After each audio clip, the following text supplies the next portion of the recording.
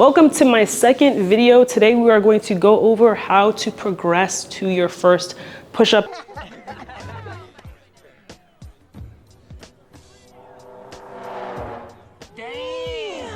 This is such a common goal that people have.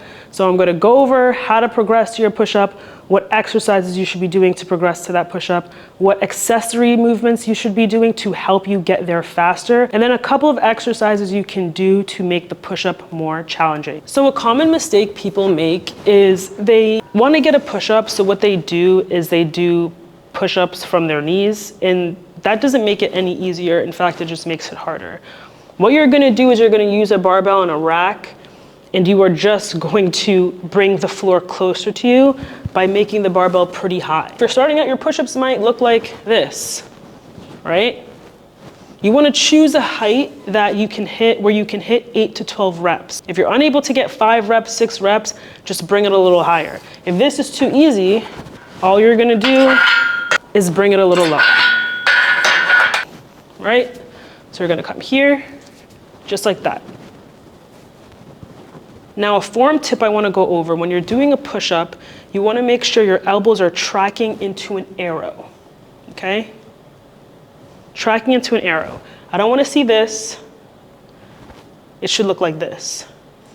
If you bring it a little wider, you'll target more of the chest. If you bring it in more, you're going to target more triceps. I like a happy medium, so an arrow. When you're going down into the push-up, you want to make sure you're keeping your ribs and your pelvis stacked, okay? So what I don't want to see is this. You want to keep your pelvis posteriorly tilted, and you want to keep your ribs not flared, but down, okay? So you want to keep your core properly engaged while you're doing the movement. How you should think of the push-up is like a moving plank. So really take the starting position of the push-up seriously. That's your problem. Ain't nobody playing but you. So I'm driving my shoulders away from my ears. I'm keeping my hips posteriorly tilted, my pelvis posteriorly tilted, my glutes engaged, and my ribs down before I start executing the movement. Now, eventually, you're gonna get down here.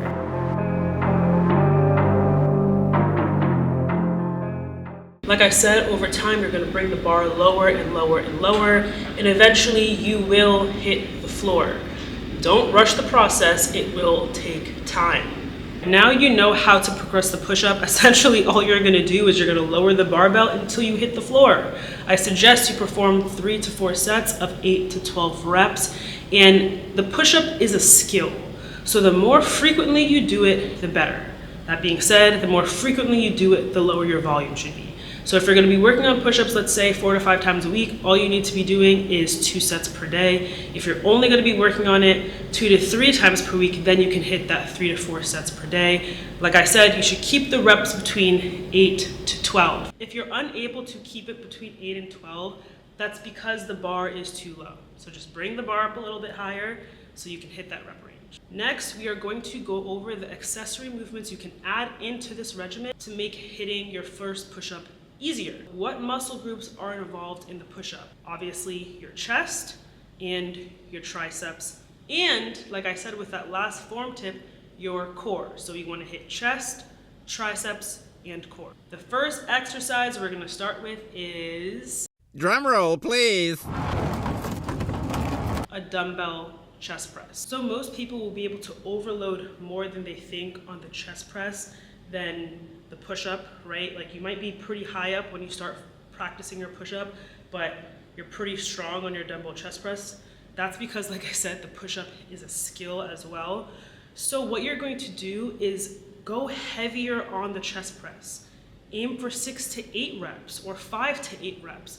That's where you want to focus on building and cultivating strength so that it translates into the push-up through strength. So you're going to be practicing the push-up for skill, and you're going to be getting your chest stronger, your triceps stronger, so that you are strong enough to do the push-up, if that makes sense. The next 2 accessories we're going to go over are going to be for the triceps. We have a skull crusher and a tricep pull down.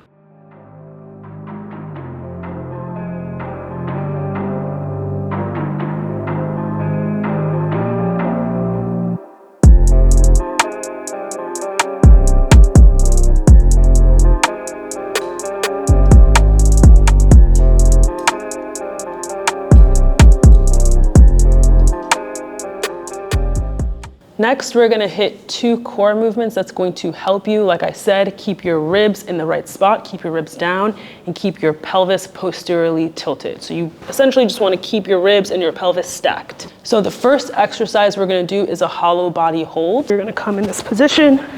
You're gonna start here. You wanna think about driving your lower back into the floor.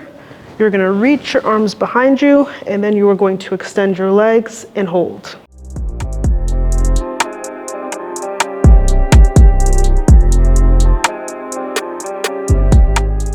You can perform 2 to 3 sets of 30+ seconds. If 30 seconds is way too challenging, start wherever you're at. And if 30 seconds is way too easy, progress to a minute. And you can do that for sets. The next exercise is an exercise that is very popular, but it's always executed wrong. And that is a plank. And why is it executed wrong? Because people are not stacking their rib cage and pelvis, which is part of what makes the plank so valuable. I don't want to see any of this. No hips dipping down like that. Drive your shoulders away from your ears. Tilt your pelvis posteriorly. Squeeze your glutes. And you want to actively make this challenging for yourself, right? This is an active movement. It's not a passive one. I'm a big fan of long duration planks, so aim for sets of 1 to 2 minutes. And this will help you strengthen your core so that when you're performing the push-up, you're able to do all of the things I just mentioned. Last but not least, we are going to go over a couple of variations you can do to make the push-up more challenging. We're gonna go over a parallel push-up or a depth push-up, then we're gonna go over a decline push-up. A decline push-up is cool because it's essentially doing the opposite of what we're doing to progress to a push-up. You are lowering the floor to overload your upper body instead of trying to raise the floor to offload your upper body. You're essentially just using gravity to your favor to make the exercise harder. The next exercise we're going to do is a parallel push-up, which is one of my favorite variations. These are parallettes. These are used in gymnastics, I think. And essentially what this is gonna do is allow you to go get a deeper stretch in your chest at the bottom. So you wanna make sure you are actually going all the way down. Sometimes I see people use this and they don't need to use it because they're not going all the way down.